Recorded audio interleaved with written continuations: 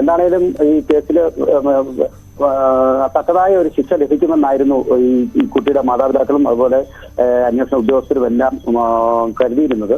എന്നാൽ ഇപ്പോൾ കോടതിയിൽ ഇത്തരത്തിലൊരു വിധി ഉണ്ടായതോടുകൂടി എല്ലാ മേഖലയിൽ നിന്നും വലിയ ജനരോഷത്തിനുള്ള ഒരു സാഹചര്യമാണ് ഉണ്ടായിട്ടുള്ളത്.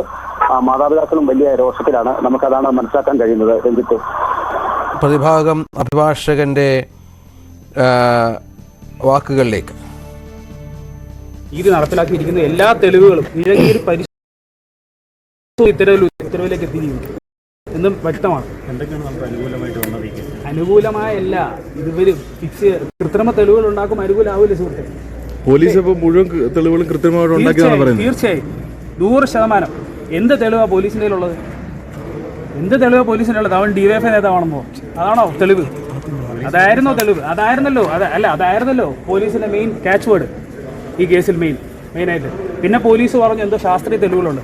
യാതൊരുവിധ പ്രോപ്പറായിട്ടുള്ള കോടതി അപ്രീഷിയേറ്റ് ചെയ്യുന്ന യാതൊരു ശാസ്ത്രീയ തെളിവുകളും കളക്ട് ചെയ്തിട്ടില്ല. ഞങ്ങൾ ഈ കേസിൽ റീഇൻവെസ്റ്റിഗേഷൻ ഡിമാൻഡ് ചെയ്യാണ്. യഥാർത്ഥ പ്രതി എവിടെ പോയി? ഈ ചോദ്യങ്ങൾക്ക് ഉത്തരം വേണമല്ലോ.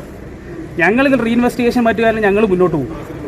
അത് തീർച്ചയായും ഞങ്ങൾ അവസാനം ഈ കോടതിയിൽ വാദം പറഞ്ഞു വെച്ചത് തന്നെ റീഇൻവെസ്റ്റിഗേഷൻ ഡിമാൻഡ് ചെയ്തുകൊണ്ടാണ്. നീതി കിട്ടിയില്ലെന്നാണ് കുടുംബത്തിൻ്റെ വിഷമം. അവർ അത് പ്രകടിപ്പിക്കുകയും ചെയ്തു. നമ്മുടെ അമ്മയുടെ ആ വാക്കുകളിലേക്ക് ഒരിക്കൽ കൂടി പോകാം.